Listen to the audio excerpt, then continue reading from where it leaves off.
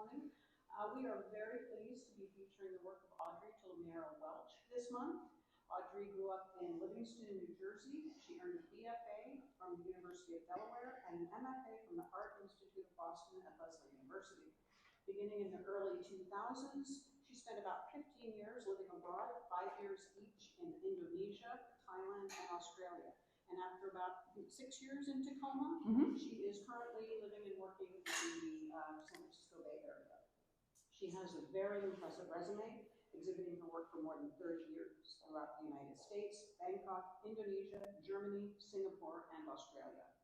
In addition, her work has been featured in numerous museum exhibitions, including Frauen Museum in Bonn, Germany, the Bade Museum, Brooklyn, California, Coos Bay Art Museum, the Museo Italo-Americano, San Francisco, Crocker Art Museum in Sacramento, the National Museum of Thailand, and the Tacoma Art Museum. And most recently, her work has been included in an exhibition at the Watkin Museum, which was curated by Grace Cook Anderson, the curator of Northwest Art of the Portland Art Museum. And coming up, her work will be included in an exhibition at the Torrance Art Museum in California titled Risky Business, and that will be opening later this month. I'm also very pleased to have Laura Ross Paul joining us today, a very familiar name and face in the Pacific Northwest art community, not only as an artist, but also as an activist and an educator. She holds a BFA from Fort Wright College in Spokane, a BS in Science, and an MFA from Portland State University. She's also been actively exhibiting for more than 40 years, and her work has been featured in numerous museum exhibitions, including the Arno Museum in Elmira, New York, Palm Springs Art Museum, the Tacoma Art Museum, the Seattle Art Museum, and of course the Portland Art Museum. She's also received a number of awards throughout her career, including a Bonnie Bronson Visual Arts Scholarship and an Oregon Arts Commission Individual Arts Scholarship. So please join me in welcoming Audrey Tulimiero Welch and Laura Ross Paul.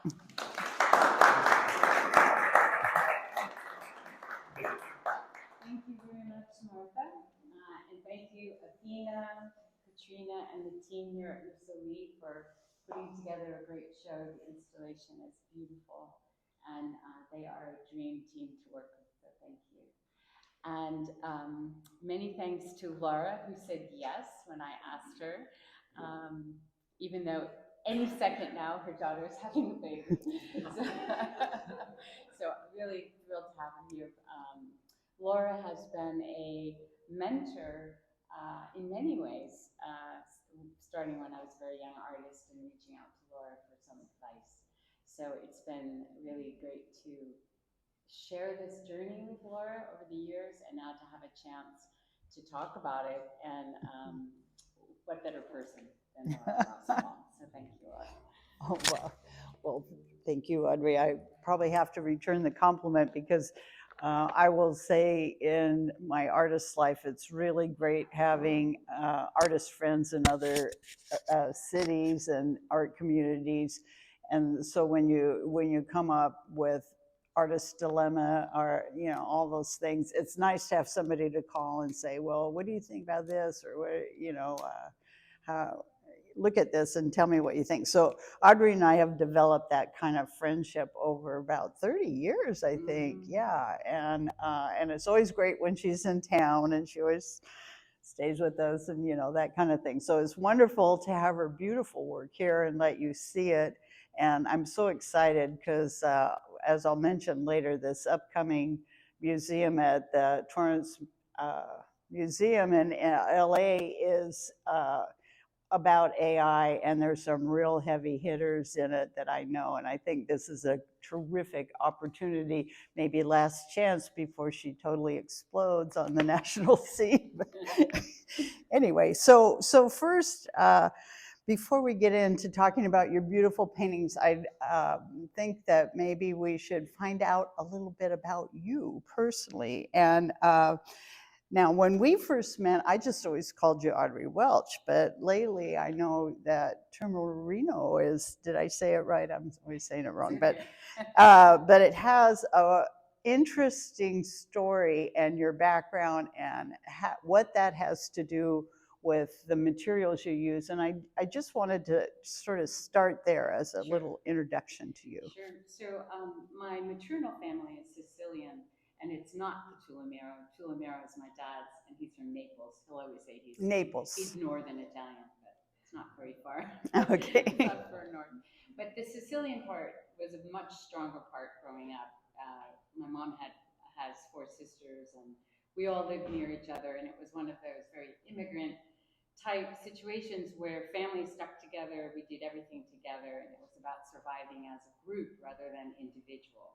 So it was all about supporting each other with work, with just the day-to-day life. And my grandfather was a character. He was a plasterer, a mason from Sicily, and I grew up just watching him like covered with plaster. His truck was covered with plaster. He'd take us on these little outings, and I used plaster in my work. And when I started using it as a material, the connection was like, oh yeah, like it's just in my genetic makeup, I think.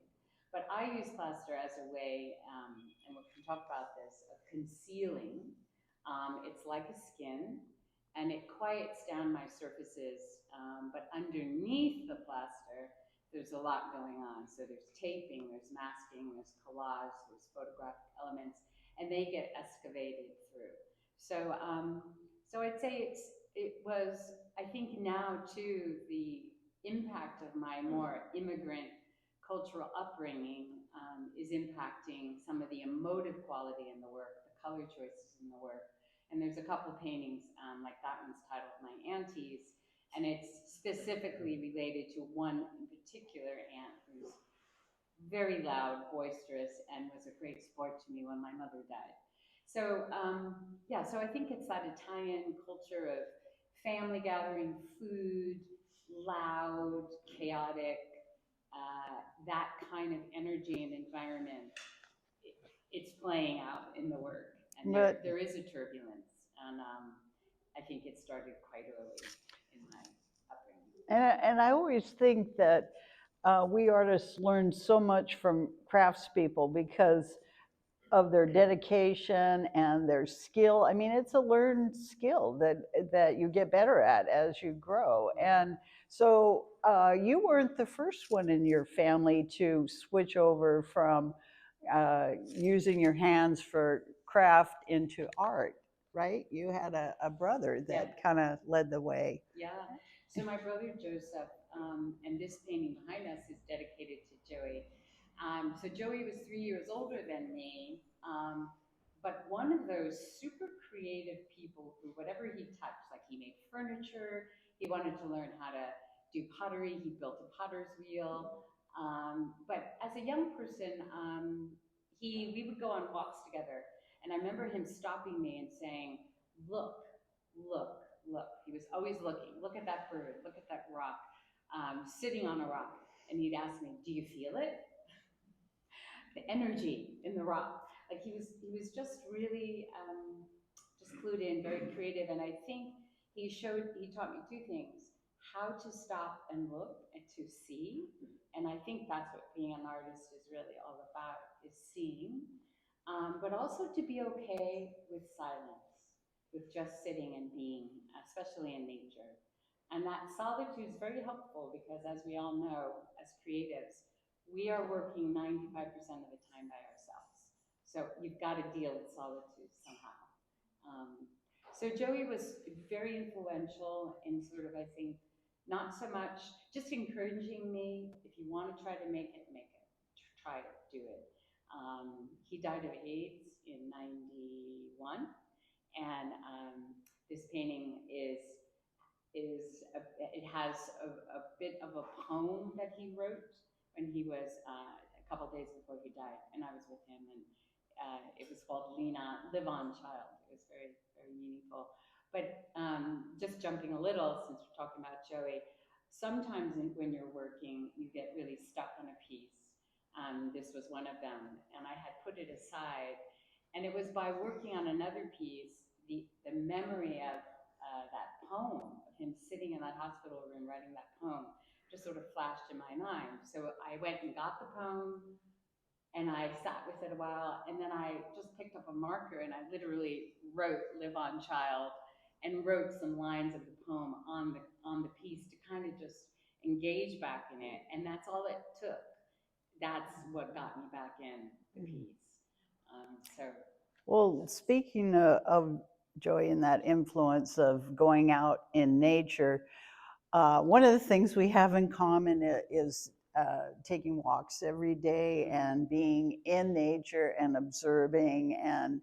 Uh, and interesting, as you were staying here, you even on your own found a walk that I like to go on just yesterday. And I think it kind of feeds you. And I think even though these are abstract paintings, there's a lot of nature in them. And do you want to speak to that at all about? yeah, you know how we all have to write artist statements and things, and I've been trying to find a way to just say like walking is everything. It all happens for me in walking. I wrote my graduate thesis walking and talking into a microphone because there's something about walking, especially when you're walking a little bit longer. I think the mind settles, something opens up, and ideas start popping. So there's something about walking, I think that's very inherent in the process that I work. Nature and trees. I made an observation in my childhood landscape on the East Coast. You've got trees and a lot of these vines in these sort of woodlands. And I realized that there was the curve of the vine and the linear structure of the tree, and just that simple putting together, juxtaposing the gesture and the more geometric line was something I'm very attracted to. And that plays a lot of the work here. You've got the taped, and I use tape a lot to get that linear structure. And then there's a fluid gesture, and it could be the fluid brushstroke paint, but also a frenetic gesture that I draw with. And so I'm juxtaposing those two elements. So nature absolutely is here in the work. But because it's abstraction, I think primarily it's also an interior response.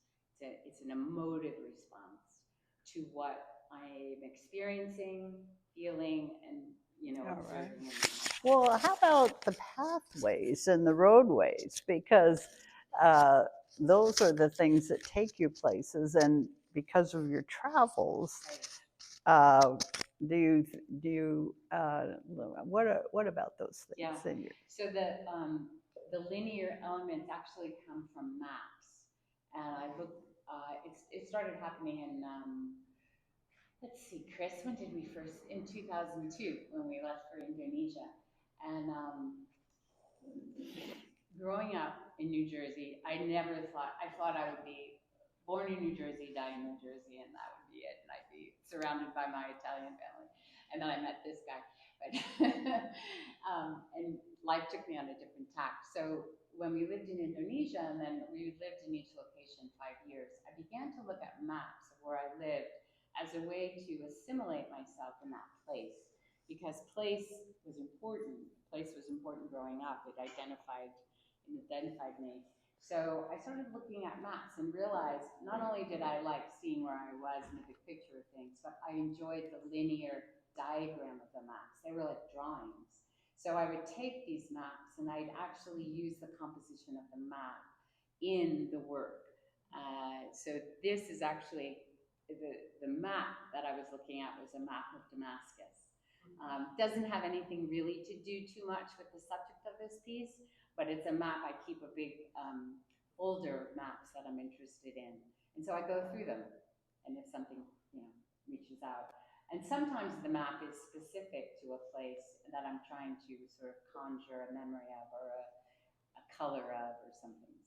So that's where the linear tracks kind of are coming from. And I'm blowing them up a little bit in this work where I'm not as, before the linear structure of the map stayed very much on the top surface, and it would be like the last move of the piece, the last layer. And now I'm sort of painting on top of them, and I'm pushing them further back in space and allowing them to go forward and backwards more. Yeah, well, the maps, the pathways, all of that, I think that what I'm interested in, that one thing that I'm always amazed about your work is that we use, as painters, I'm a figurative painter, you're an abstract painter, but we use a lot of the same painting techniques, and I'm always interested in that. And I think it's interesting that you started out with figuration, and I'd like to go a little bit into your background to just sort of hear where that came from, because I think as abstract paintings, these have spatial depth, and they work very much as a realist or a figurative painter might work to give it depth. And I think you had some really good influences. And so one, maybe you should tell us where you studied, where you lived, and the influence of what you saw and the people. There's some. University of Delaware, where I got my BFA, was pretty generic, I'd say, in a BFA program. There was nothing too spectacular, but just your good foundational work in design, drawing from the figure a lot, painting, a lot of still life drawing and painting. But it was after I graduated, and I had a little stint at the Pennsylvania Academy of Fine Arts. Many artists here know about that place. Thomas Aiken studied there. And you have to start off by drawing the plaster casts before you can actually draw from the body, from the model. So it was very, very classical. It really slowed you way down, and it was really training your eye. And it was all really very much about tone. And I think I'm a tonal painter. I don't think color, and value, I should say value. Because when you're drawing from the model and figure, you're using charcoal usually, and you're looking at all the dark light variations, right? So it was a short stint at PAFA, but then I ended up back in New York, and I got to study at the Art Students League for a couple of years, and there were some characters still there. I mean, these old guys, a lot of older guys teaching the Robert Phillips was his name. He's pretty well known in New York. And in the 60s, he was pretty well known. Anyway, again, he would come up to you and like take your brush and like repaint the whole painting, right? That's just what they did. They didn't talk to you. They just said, yeah, that's you got a little problem there. You have to take the brush and repaint the whole thing. I have one of his that he painted about. But that was again just like real solid teaching and foundational about looking at the figure model after model. At PAFA, I met a Russian immigrant. He was a professor there, Mark Leonsky. And Mark and his daughter, we got to be friendly. He had a beautiful studio on Prince Street, New York City. And I boldly asked him, can I study with you, you know? And so his idea of that was I would show up and I would need to be very quiet and watch him. It was about watching him. And then he gave me an assignment, and I had to copy a Velasquez portrait. And I would and then he said, bring it back. And he told me, just do it in charcoal. So I'd bring it back, and it was always no. And then he'd show me what I needed to work on. And I did that 10 times. Wow.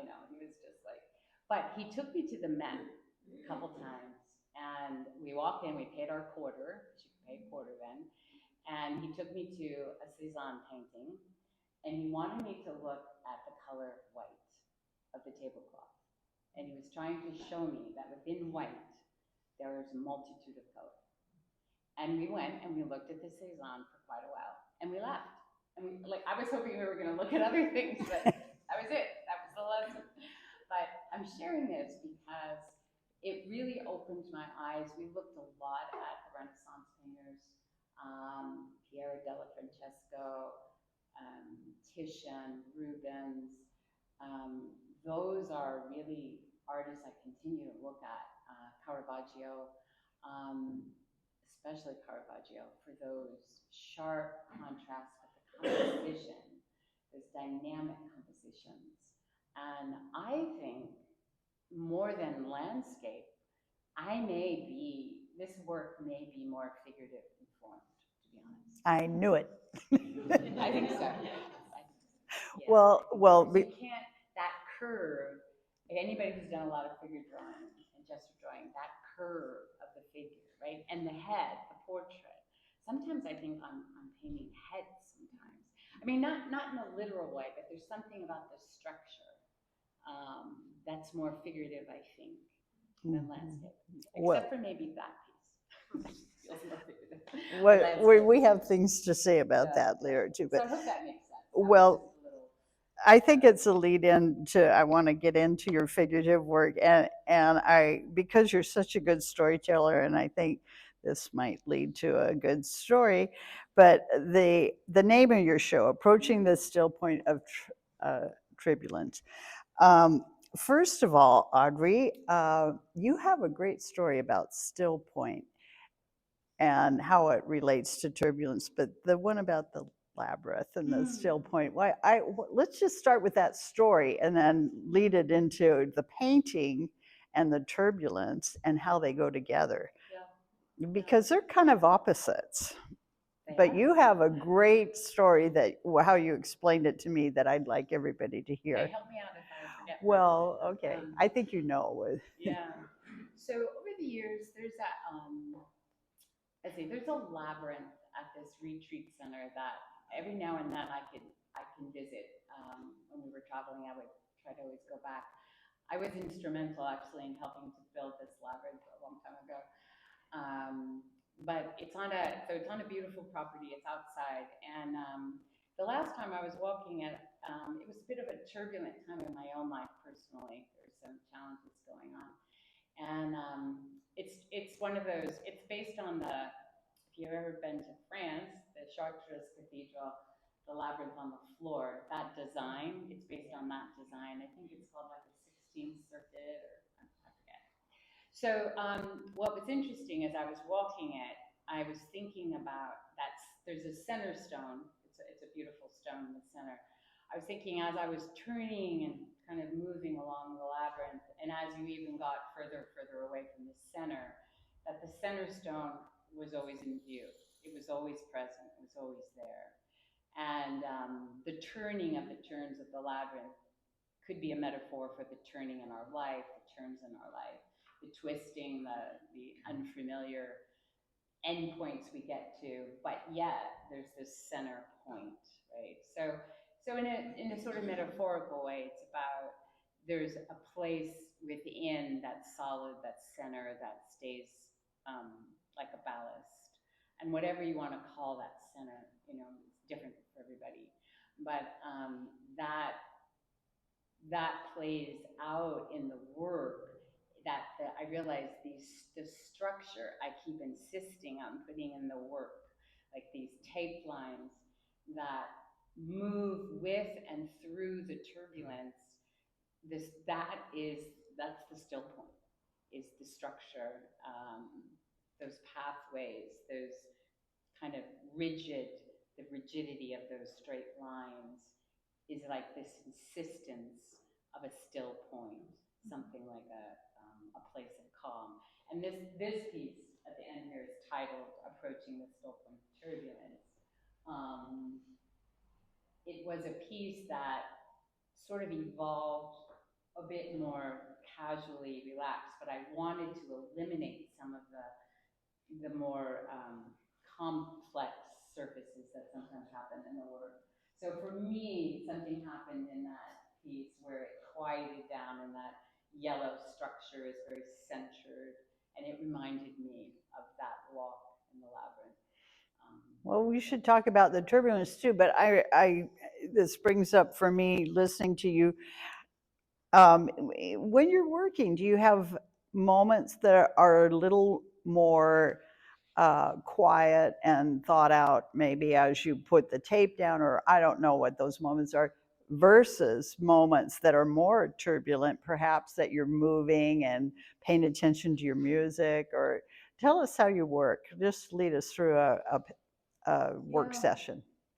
I think the one way I work is I keep this big, I call it my atlas, and layering, as you can kind of get the sense from the work, it's all about the layers. So I began to try to get a little more methodical, because you know how sometimes you might do a piece and you go, how did I do that? Like you're trying to recall it. And I thought, well, just write it down. So I just started writing down like an ingredients in a recipe, just started writing down the layers. So they could be something like graphite drawing, ballpoint pen, taping, paint, masking fluid, photographic transfer. It can go on, and what was fun is I began to see in the layers I could shift the layers. So if I was taping as the third step, I could try taping as the first step and move it around a little. So that kind of thinking or strategizing is calming in a way because you're trying to put some structure into something that's quite intuitive and quite you really are entering the unknown many times in my process where you get more into the flow and you start picking up the materials and working and you sort of enter this place where your thinking mind goes away and you just are responding to what's in front of you. But there's other times where it's really important that the thinking mind is taking over. So that's where Sounds right and left brain to me. yeah. Yeah, Yeah. and that you go back and And I forth. think taping has become like drawing for me in a funny way because I cut my tape in different lengths. It's sort of meditative, and then laying it on is like drawing, and it's a slower part of the process. It slows me down. I do a lot of sitting and looking. That slows me down because sometimes a piece needs to talk to you a little bit. Like it's responding, and you need to listen. Um, and it's going to take as long as it's going to take what it takes. Okay. Sometimes your marks just seem like they with the paint and the strokes and the plaster particularly, and what I want to find out about your tools too, but that you don't want to reveal. Sometimes there's been some interesting history that you really want to bring to the front that you reveal. Sometimes it seems to me that you're concealing. So it's kind of the revealing, concealing, and the history. It's a markage of time in a way, and some of the marks. Okay, I have to say, just compositionally, having done, compositional. Sometimes the marks will bring a color to another part of the canvas that really helps balance it or brings it to an edge that gives it weight, even though it's a small mark. And sometimes you do that with tape, and sometimes you do that with paint. And to me, I want to get into color next because I think the emotive part of your painting is conveyed through the color. And I think, to me, you're bringing, I would call it emotions or the certain type of energy that color and emotions can create. You're bringing it to the fore or you're concealing it. And I think especially when you use the white, the plaster and the white, and it covers and allows the bleeds through, that's some of the most interesting parts, I think, of what's the history and what you build on. So I think that's kind of what I was getting to. If it's done intuitively, if you're thinking about it, if it goes that right, left brain back and forth, that you, so. Working with the taping and varying a lot of elements is like painting backwards because you don't see the end until the end, right? You're not seeing how is all, because imagine like I've got a lot of color going on underneath a ground. I'll put some taping, which is a masking, it's covering something. And then I use a liquid masking fluid sometimes to create a rounder pour. And then I might cover the whole thing with plaster. And then the scary part is, as I pull through, I have no idea how those colors and compositions are going to work with what's already on the surface. So it is, and it's that element of surprise, I think, that I find super excited. So you're in charge, and then let the painting be in charge, and it's a back and forth. You're having a tug of war. Okay, well, I've got to pin you on this because you're not getting to it, but I want you to talk color and the emotive. Yeah. Yeah, color, like I said, I think I approach the work much more with values. So I'm not a colorist.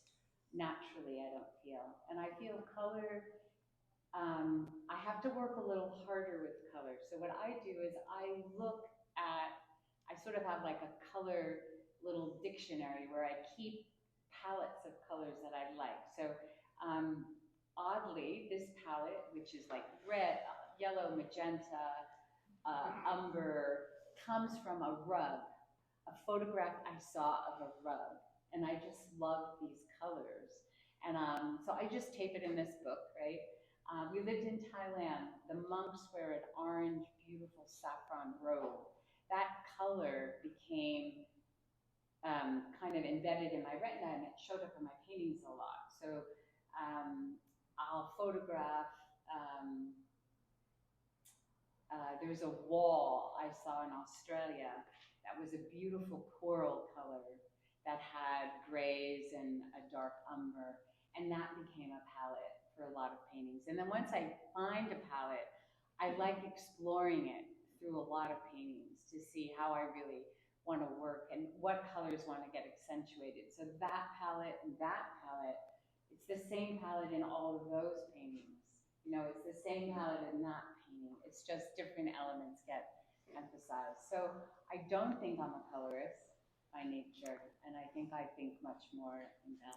Yeah, and I think that's what's important, and I do think that's what you learned by all your training and all those years with the figure, because, you know, as I tell my students, if you can hit the composition and match the values in darkness and light as if it was grayscale, you know, no color, if you can get it to work with the depth, and then you can match that value with any color you want as long as it works in the dark and light.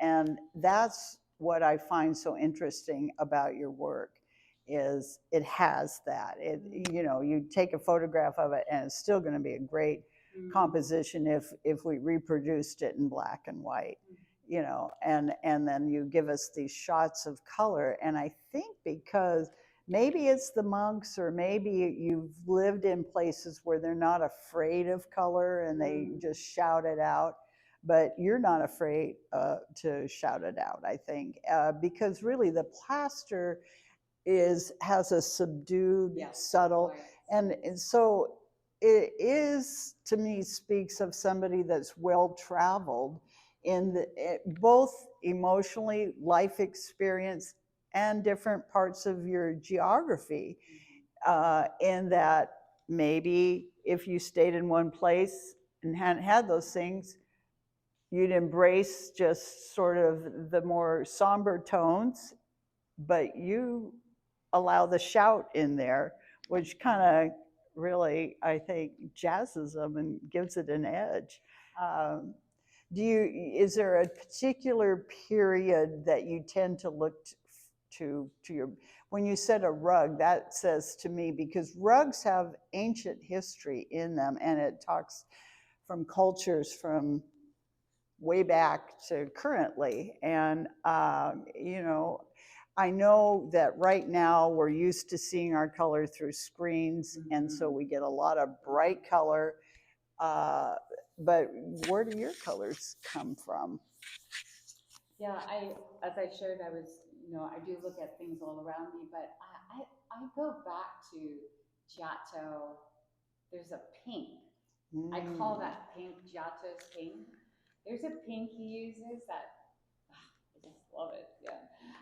So I do go back to early Renaissance and medieval painting, looking at color and composition. One thing before I let you ask questions, that is sort of something I use in my own painting, something I teach my students that you just do intuitively. I think we've talked about it before. You have when you introduce a color like red, like in the anti-painting, you have different types of red, warms, cools, red mixes, but they're all the reds, whereas that yellow is pretty consistently the same yellow. So we really notice the different bleeds of reds. And one thing you're really good at, which I don't think, I love it in your work, is, and I really think I saw this first in your work after or during and after Indonesia, was the blues and that green, that sort of green that's just starting to come out, that really spring green. So the warm acidic green, working with the blues. So you have the warms and the cool blues. I love that. And then one of my favorite things is that you will put your darks over lights and your lights over darks, and then also mix them. And then you run the light into another light or something of the same value, or the dark into a dark or something of the same value. So again, it's a depth thing, but you do it with color, and I think that's one of the strengths of your work that makes it particularly exciting. So do you want to, and do you ever use spray paint? Because I have to say, I'm looking at these and I'm going like, I don't know her tool. I mean, people might want to know technical things, but water-based spray paint. Artists always want to know what your tools No are. odor. So It's really good, but the nozzles clog all the time. So I don't know, and maybe someone can tell me how you unclog them. But yeah, this is some neon spray paint, that yellow. And then how do you plan ahead when you're using the plaster on top? How it's going to affect the underneath? Because it looks to me like this is a bleed, like those were originally lines that bled. So that's the very, this piece started on raw canvas, which I don't typically do, but I did seal it with a clear gesso. And then, so these blue marks and drawings, that was what the first layers looked like. And then I just masked out a big shape. I've been playing with some vinyl. It's like a vinyl that has an adhesive background. I think graphic designers use it. And it comes in big sheets, and I can cut out shape. And then I just put that on. Yeah, are there some questions or insights? Yeah, Craig? It sounds like a lot of your process is a kind of a improvisational dialogue with the emerging piece.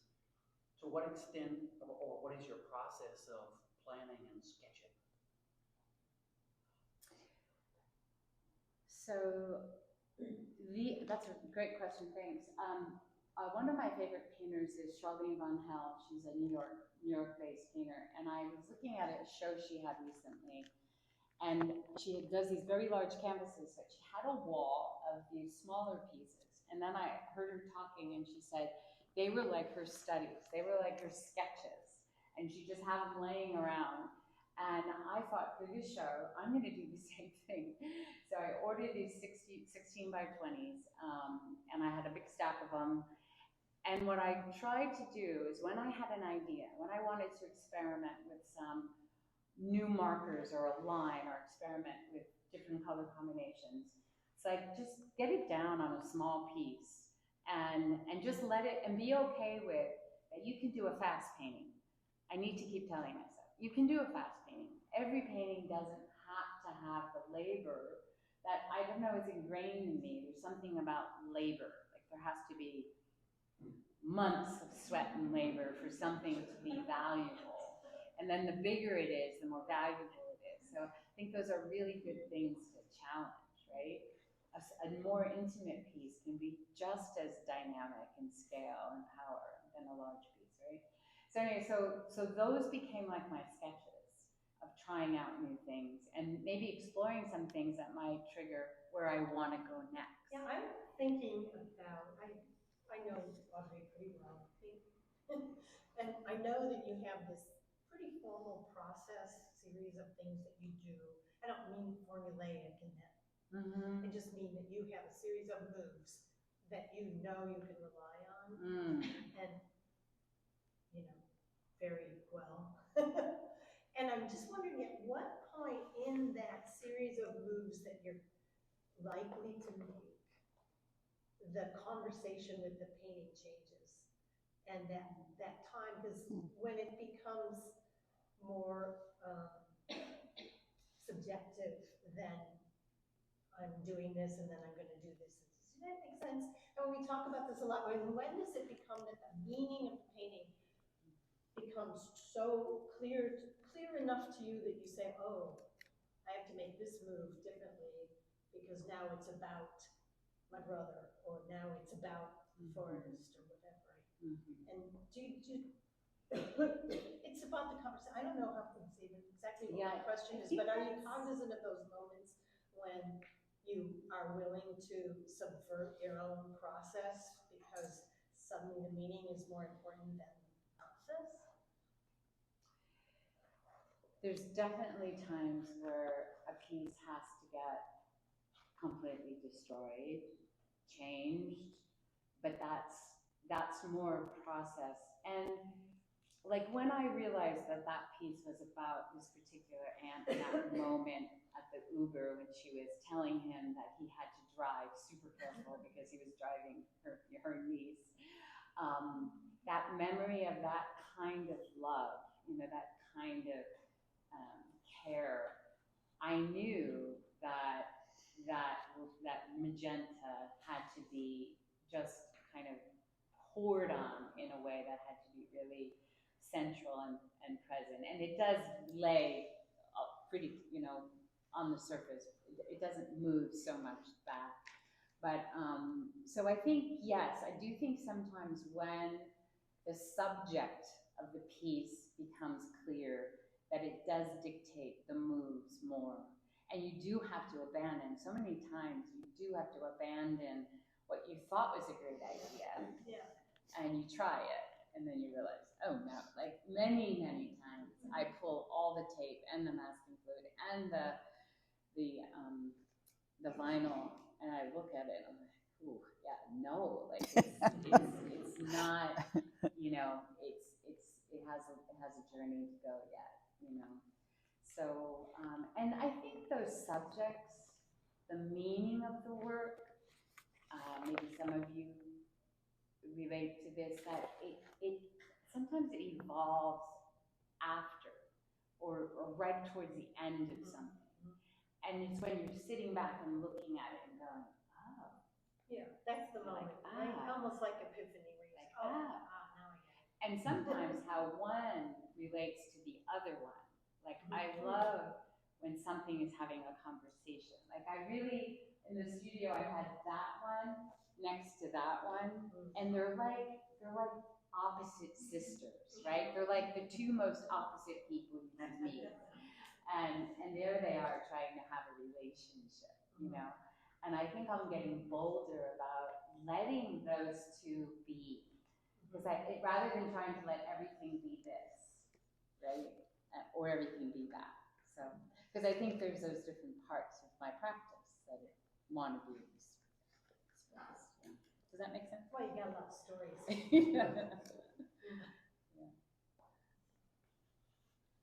Yeah. Oh, and you have one over there too. Yeah. Oh, hi. This follows up. Can you articulate when something feels right? When you, like, because it's very process oriented and there's no clear visual arrival point, what is that internally that it's basically when you know to stop thing? And also, do you have different relationships? Like, if you're going to hold on to two of these and everything else sells, which one would you be like, I'm attached to that because of, and are there different reasons for your attachment? Wow. That's a good, yeah. Okay, what was the first part of that? Was that kind of knowing when you're when it's like you're there, when it's done? Yeah. More and more. So one thing that's helpful for me is not to ever just do one painting. I have to have 4 or 5 going, because the conversation, it needs more than one paint. Like, there's something that's being explored and expressed, and it happens across several canvases. But then what happens, right, is one just starts really like grabbing your attention and saying, "You need to focus on me now and get this done." I do think it's a conversation. I do think it's when I can sit and give the painting time, when I feel it's complete enough in what I've been trying to do with the materials, and maybe there's a subject line that's presented itself. It's almost like when you have when there's nothing more you can think of to do, you know, it's sometimes that simple. But sometimes, like, I get an older painting back and I start working on it. Like, what's that about? Like, I thought it was done, right? But then you've moved on, and then when you see something from an earlier time, you go, oh, you know what I'd like to do with that, right? Because there's been now some time and experience with new colors or materials that you just see differently. It's a very hard thing to talk about, I think, you know, that part. And then it's, you know, the favorites, you know, when, you know, all this work left the studio and the studio was empty. Oh my gosh, it is. It's like your kids are going out to the world, and it's like I'm starting again. Like, here we go again. I don't get that attached, to be honest. Once it's done and it's going out, I'm okay to let it go, because I know, I trust there's more. There's more coming. Yeah, yeah. And I think I know this work isn't just for me, right? I'm not doing this just for me. And it's getting them out in the world, getting them seen. It completes the painting. It does. It's the sort of end process. You complete the painting, Yeah. like by looking and bringing, you know, that's the part of it. It goes back to the looking, right? What you bring to it, what your eyes see. Or what they, I always think when paintings find a home, they've resonated with something that you've shown them, and so it becomes universal at that point, because everyone's experience is different. But when it starts to resonate and it, you know, means something to the owner, the new owner. Thank you. Yeah. So one thing I really like about these is they have this incredible sense of expansion. They could just all keep on going, and they go both directions, which is a really tough thing to do.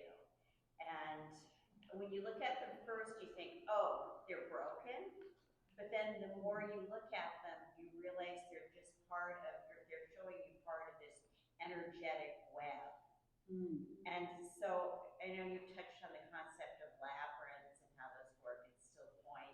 Do you have like an underlying spiritual practice that you do that's part of your studio practice and part of making these? That's a great question. That's a good question. So in the Italian-American milieu, I was exposed at a very young age to Catholicism and the rituals of the Mass and the incense. And I think those early experiences certainly impacted me in 2 ways. That ritual was important, and that there was a certain time. This was a different time than the everyday, and that a sense of that there is something bigger, greater than myself. So those were two things that I've carried into my life. And yes, I think prayer, meditation, that time of stillness each day is vital to the practice. Yeah, to that, creating that space. And I think in the end, I hope the work somehow is healing somehow. That there's a quality of transformation. It's a tough word, but regeneration that I experience. So out of struggle, out of conflict, can arise. There's a lot of wholeness and balance and light and clarity out of a lot of mark-making and process. Yeah. So I think that does model that kind of energetic quality and piece. It's very beautiful, very healing. Thank you, Kim. Yeah. That's the hope. Great, well, thank you so much. Are you able to stick around for a little bit? Yes. If people want to have other questions or? Absolutely. Thank you